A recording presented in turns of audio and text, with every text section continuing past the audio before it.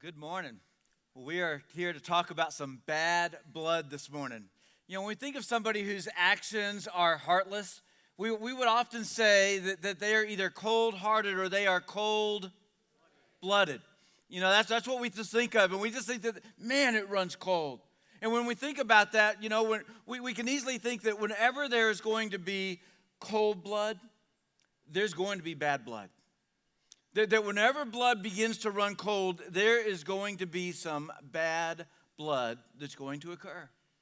You know that any relationship can experience bad blood? There's no relationship that's immune. There's no relationship that says, hey, because of this type of relationship, you'll never have to worry about bad blood. That whether you think about the coach and his athlete, whether you think about the boss and her direct report, whether you think about a marriage relationship, whether you think about a dating relationship, whether you think about a parent and a child, whether you think about your BFF, it doesn't matter. Any relationship can experience bad blood at times. And we need to be aware of this, and we need to be looking, well, what can we do, and how can we be people that we can approach this and kind of insulate ourselves to kind of protect us from having some of that bad blood? And then what can we do to make sure that we can recover from whenever bad blood occurs? Because when we think about our relationships, the quality of our lives will only be as good as the quality of our relationships. That when we look at life and we boil it all down, it's the quality of our lives. It's only going to be as good as the quality of our relationships. When our relationships are in the pits, the quality of our life is in the pits. These relationships, they matter so much. And so what can we do? What is it that we're supposed to do? That if any relationship can experience bad blood, then what is it that we need to be doing to be able to protect ourselves from this and recover from it when it happens? Because bad blood, it ruins relationships and it poisons peace. That's what it does. That it comes along and it just wants to destroy and erode a relationship that's been there. And then it comes along and it takes peace that we've had and it just poisons it. And bad blood is this thing, it can show up in an instant. That you could be somebody that everything seems to be going well, everything is going right, and then just without notice, instantly, there is bad blood. What do we do? How do we recover from this? What is it that we can do? Because, see, I think that there's some precautions that we can take to try to prevent some of this. And we're going to look at some instruction that's been given to us about what we can be doing and how we can begin to prevent it. But also, what do we do once we get there? What do we do once we find ourselves in the midst of a relationship that is marred by bad blood? How do we begin to move past this? We're going to be looking in Romans chapter 12. And the guy that wrote this is a guy named Paul. And Paul's a guy that he certainly knows what it's like to have a quality of life that's ruined by bad relationships. In fact, Paul's a guy that because of just his incredible encounter that he had with Christ, he became a Christ follower after he was somebody who was a Christ denier. In fact, we looked at his life last week. And as we looked at his life last week, we showed, hey, here's a guy that was going around executing people for believing in Christ. Until God got a hold of him and he went, okay, this Jesus, you're real. You are the resurrected one. And it wasn't until this moment that everything changed for Paul. And so Paul made it his life mission to make sure that he was going out and he was sharing about the love of Christ so that every single person could understand you can have a right relationship with God. You can have a right relationship with him through his son. And then he would start several churches. And then he would often find himself writing back to these churches because what would happen is that whenever there's relationships and you leave them alone long enough, bad blood can occur, and he had to help them. And so Paul had been used to trying to help people in their lives get past bad blood. So in Romans chapter 12, we'll start this in verse 16. Paul said, "Live in harmony with each other. That was his mandate to us as people. What should we do? We should live in harmony with each other. Don't be too proud to enjoy the company of ordinary people. And don't think that you know it all. So a lot of us can go, I don't think I know it all. I'm kind of okay with that. And okay, live in harmony. Okay, I understand that. I should do all that I can to live in harmony with people. Okay, I got that. Live that way. And then verse 17, we see that Paul tells us this. Never pay back evil with more evil. Now, I don't know about what translation you read. Maybe your translation says, don't usually, most of the time you shouldn't. You see, mine says never. I think yours does too. That we should never pay back evil with more evil. Do things in such a way that, look at this word. Say it with me. Do things in such a way that everyone can see that you are honorable. Wow. Okay, so not just the people that are like on my side, not just the people that are just in my corner. Wait. I'm supposed to do things. I'm supposed to live my life in such a way that everybody, what about the people I'm opposed to? Everyone. So that everyone looks at you in your life and they look at you and their measurement of you is you are honorable as a person. Even when we don't agree, the way that you handle yourself, the way that you handle the situation, you are honorable. That when we do that, our blood starts warming up. It's not so cold anymore.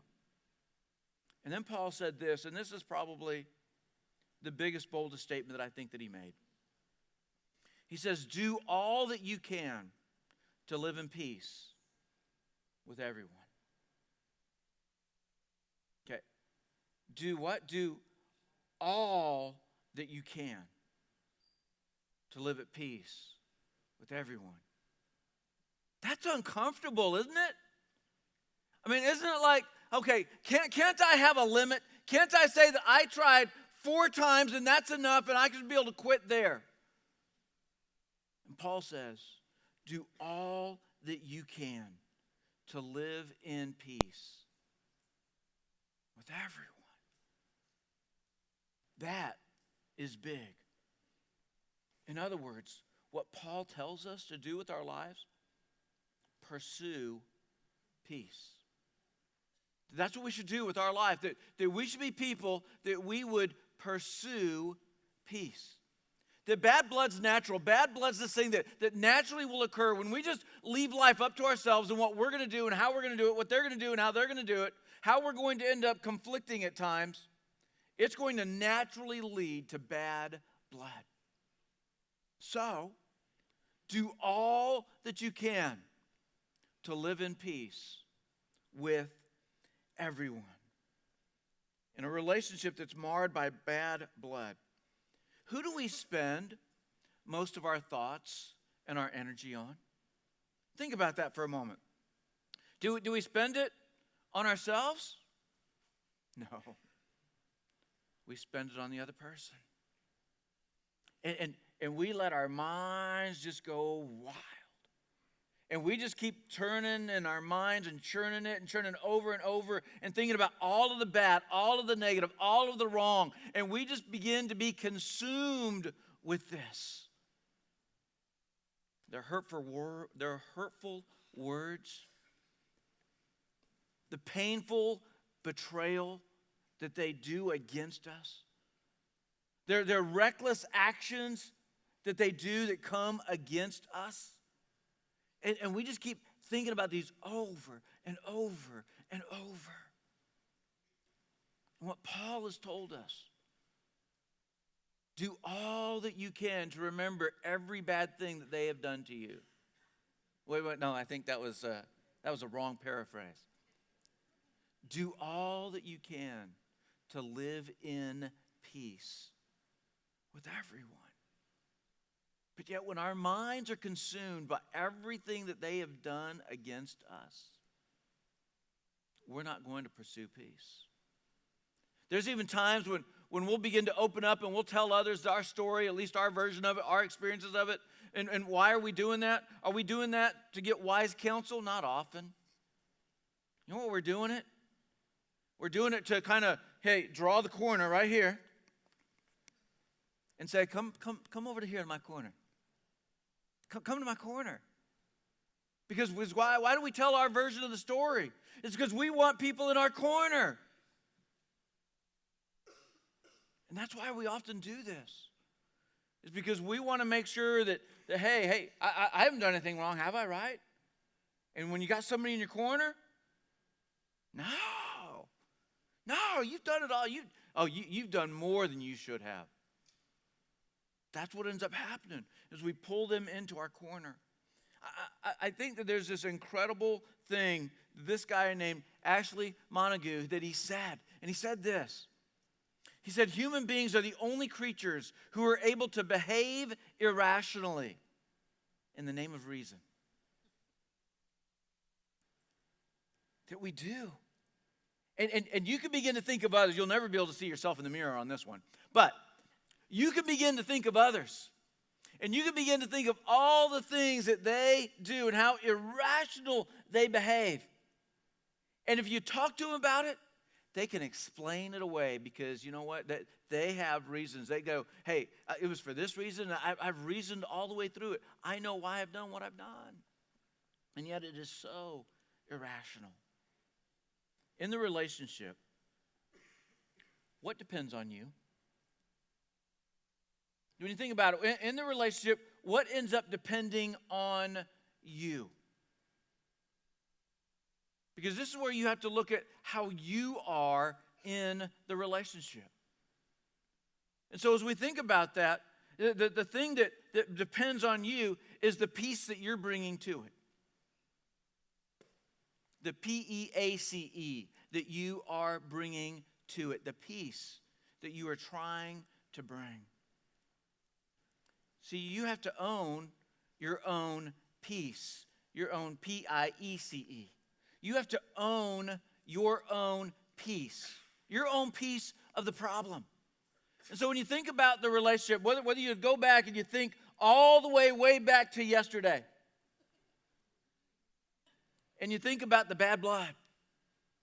When you think for you, maybe it was 3 weeks ago, maybe it was 17 months ago, maybe it was 17 minutes ago, I don't know.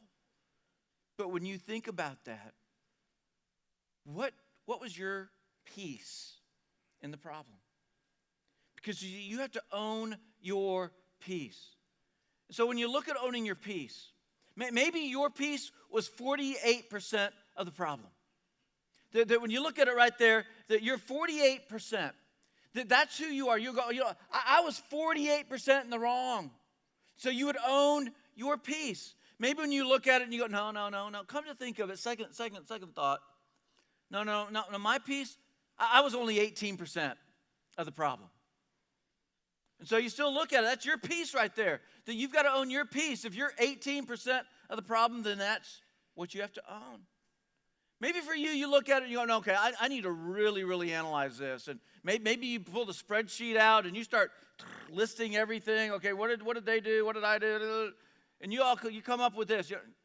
Okay, I figured it out. My piece, 5% of the problem. I'm 5%. That's my piece. I will own that. You know, it's interesting. Whenever we think about owning our own peace, I think it is always 49% or less. That for some reason, the odds are ever in our favor. That when we go back and we analyze and we look at it all, and they're at least 51% of the problem. So see, my piece, no. My piece is much smaller than their piece. But you've got to own your piece. Whatever your piece is, own it. Own the piece of the problem. Own that you brought some bad blood. Own that you've done some things. Whenever you have, own up to it. In relational hardships, the path to peace is doing all that you can. That whenever there's relational hardship, the path to peace is doing all that you can. This is why Paul said this. He said, do all that you can to live in peace with everyone. Because this is how we pursue peace, is by doing all that we can. When I think about doing all that we can, I think one of the things that will begin to move us in that direction is empathy. It's empathy. That when we think empathetically, when we look at this, and empathy offers first aid to bad blood relationships. That's what it does. It offers first aid. It doesn't offer surgery, but it does offer first aid. The empathy is this piece that we can begin to give. And when we can begin to see things from their perspective, when we begin to see their pain, when we begin to see what is it that set them in motion on the path that they are on, this is when we think with empathy. So I want to share with you 4 virtues of empathy. 4 virtues or 4 pieces, 4 things when it comes to empathy that if we could just begin to make these part of who we are, if we would begin to take whenever there's going to be bad blood, whether we sense it coming on or whether it's already arrived, that if we would begin to think in terms of empathy, what is it that we could be doing to be helping the relationship? So the first one is embrace their perception as truth. Now see, this is hard. This is hard because, see, we already look at their stance and their perception and their beliefs and we go, well, that's not true at all. But if we're going to be empathetic, if we would at least take some time to process this of going, okay, I'm going to look and embrace your perspective as truth. That whatever your perception is on this matter, I'm going to look at it as if that were true. I'm not telling you that it is true. I'm not telling you to stop believing what you believe. I'm just telling you if you would take the time to at least look at their perception as if it were true, you would begin to see why they hurt the way that they do, why they've taken the actions that they have taken, why they ended up betraying the way that they betrayed. Because this is taking empathy. Empathy is often defined by metaphors. That empathy is often defined by these metaphors. And one of the ways that we have these metaphors is we say, hey, let's walk in their shoes. And we say that's when we have empathy. We're going to just walk in their shoes. Or we say, hey, let's look through their lenses. Let's see it the way that they see it. And that's what we're talking about when it's embrace their perception as truth.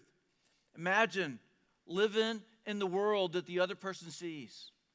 Imagine living and seeing the world the way that the other person sees it. This is embracing their perception as truth. A second virtue, suspend judgment. Suspend judgment. Delay it. Put it on pause. Call time out. And say, okay, I'm not going to judge right now. And I'm just going to delay this so that I can try to see things from your vantage point. Because see, as long as you are judging, you will never get to see things the way that they see it. As long as you keep pointing out all the things that's wrong, you will never begin to embrace where they're at with empathy. And so we have to suspend judgment. We need to be in touch with our feelings in order to do this. But this is so that we can try to be in touch with their feelings. Because see, if we keep judging, what we're going to do is we're going to keep protecting our viewpoint. That's what judging does. Judging is us protecting our viewpoint, our vantage point. And so let's suspend it so that we can try to see things from their side. The third thing, acknowledge their emotion. Acknowledge it. Acknowledge their hurt. Acknowledge their callousness. Acknowledge their distrust. Whatever it is, acknowledge their emotion of where they are. Acknowledge this. Let them know that you're seeing things from their side. Let them know that you're acknowledging that you see what they're showing. Acknowledge it. And the last, is express their emotion. Express it. So this isn't the time for you to one-up them. Well, that's nothing. You know what I had to go through? That's not when we do this. This isn't when we cheapen it and we go, well, at least. No. If we're going to really come along and we're going to express their emotion, then we have to come along and say things like, well, it sounds like. And now we share with them what we think they're going through. It sounds like this might be the most difficult hardship you've ever experienced. Wow, it sounds like this is really tearing you up inside. Sounds like you're having a hard time moving past this. This is when we stop and we embrace where they are. See, sympathy is this piece that recognizes what another person feels. That's sympathy. But empathy experiences what another person feels. And when we take an approach with empathy, it will begin to change things because of how we can see things. So I'm not a golfer. I don't golf. In fact, I was telling somebody the other day that the last time I golfed, I hit in the high 80s. And I quit after 9 holes. I gave up. I am just not a golfer. It's not my thing. But it is interesting to watch golf, especially when it gets to the green. When you get to the putting green, and when you get there, and it's interesting to watch some of the players, especially the guys that are really good, whether you're talking about a pro or just an amateur that's really good, because when they take and they look and they go, okay, I've got a 17-foot putt to make. And they get to where that ball is, and they see where the hole is. See, for me, what do? I just grab my putter, and I come on up here, and I just kind of go, boop. And then I have to hit it a few more times as it keeps getting closer, right?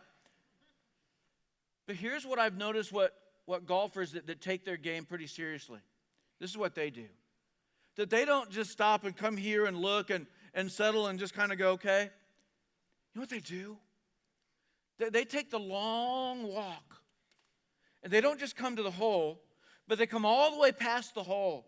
And they come all the way past it because they want to look and they want to be able to see what's it like over here. Because when they come all the way to this side of it, they can see how it breaks differently than when they just stood it, when they were just over here on their own side of the ball of where they needed to hit it.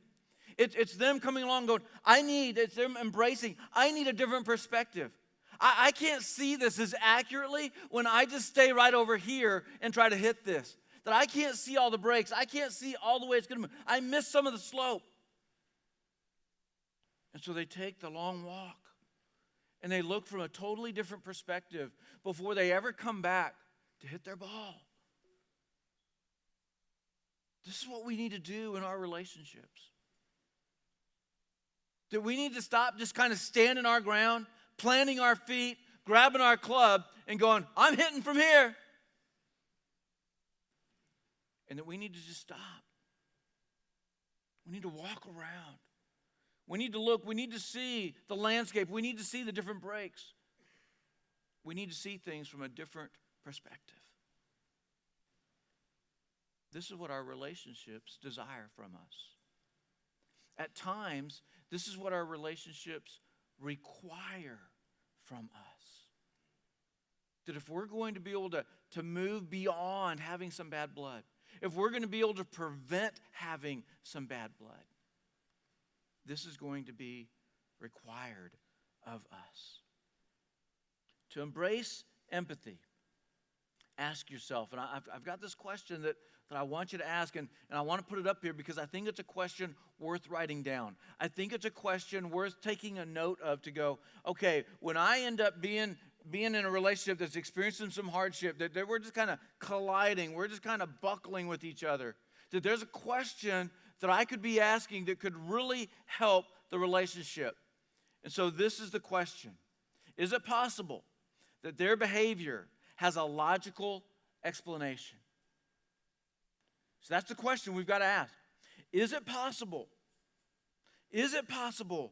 that their behavior has a logical explanation? So that's a great question to ask. But I think there's an even greater one. I think there's an even greater question that takes this thing to a whole new height. And it just takes adding two more words to it. Do we ask the question, is it possible that their behavior has a logical explanation to them? Not your logic. Not how you would handle it. Not what you would do with it. But is it possible that their behavior has a logical explanation to them? Were they able to reason themselves up to, this is why I'm behaving the way that I'm behaving? And if you can begin to take note of some of those reasons, of why it would have this logical explanation to them, this is where this empathy piece can really be embraced. Pursuing peace will require vulnerability at times. It will. You know, guys, men, for us, that's hard. I'm thinking of something that just took place in my home this last week. And it was just Cheryl and I at home that night, and the kids were away off doing tennis, and I came home, and Cheryl had a meal all prepared, and so we got to sit down, and we got to eat, and she started asking me different things about what I'd like to do, and I said, no. Because see, when you're a guy, you know exactly where I'm going. Okay, wait, there's no kids at home? What do I want to do? Yeah, that's what I want to do. Okay? So I knew everything that I wanted to do as a man, right? And so everything she's suggesting, no. And she's like, well, then what do you want to do? And I looked at her like, really? You have to ask? And we ended up getting a moment of tension. I'm sure that's never happened with you guys, especially over that subject. That's never happened to where all of a sudden, in a moment, things went from being all nice and all set up, and I'm just like, no, this is what I want. Well, I've kind of thought we'd get to that later. And I'm like, yeah, later you fall asleep on me. I know, TMI, I'm sorry. But there was tension. And here's what had to happen. I had to get vulnerable. And I had to stop and I had to say, you know what, I'm sorry. I'm sorry. I was being selfish. And I acted poorly. And I am sorry. And it's just a matter of going and owning your peace. That I had to own my peace. I had to come along and say, I know that I did something wrong. And it's because I took something that was a desire and I promoted it all the way up to an expectation. And that was wrong of me. And I'm sorry. It takes being vulnerable if we're going to move past bad blood. Empathy is the element that turns pursuing peace into finding peace. It's the element that does this. That we no longer have to just kind of pursue it and chase it and try to do all that we can and scratch and claw to try to get there.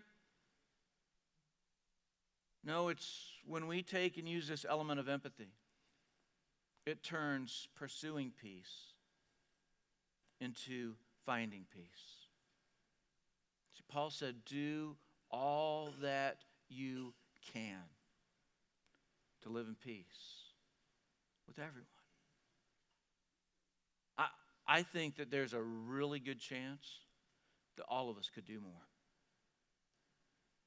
I think there's a really good chance that all of us could evaluate where we're at and go, I could do more to live at peace. But you can only do your part. You can't do their part. You can only do your part. But just don't dismiss your part before you've done all that you can. Because that's the imperative. You know, it was God's empathy for humanity that moved God to send Jesus from heaven to earth. That it was God's empathy for humanity that caused God to send Jesus to the cross. That it was God's empathy for humanity to send away for you, for me, for all people to experience for eternity peace with God. That nobody's modeled pursuing peace more than God has. You see, God did all that He could to pursue peace with us by sending His own Son for us. And when we look at what He has done, and when we see that God created us in His likeness, then maybe there's still some sacrifices that you and I need to make so that we can pursue peace, so that we can live in peace, so that we would do all that we can to live in peace with everyone. Pray with me. Heavenly Father, thank you for the wisdom and the knowledge that you've given this man, Paul, as he just sought to lead people into the type of relationships that you created us to have with others, a relationship with you and a relationship with people. And I pray that the instruction that he's given would be instruction that would penetrate our heart, and that we would begin to live out our lives and the way that we pursue relationships, to do all that we could so that we could live in peace with everyone. Jesus, thank you for coming for us. Thank you for what you've done for us. May we accept that and receive that, and may it be something that we would choose to model out and be in ones that are willing to make sacrifices for the benefit of relationships with others. Jesus, it's in your name we pray. Amen.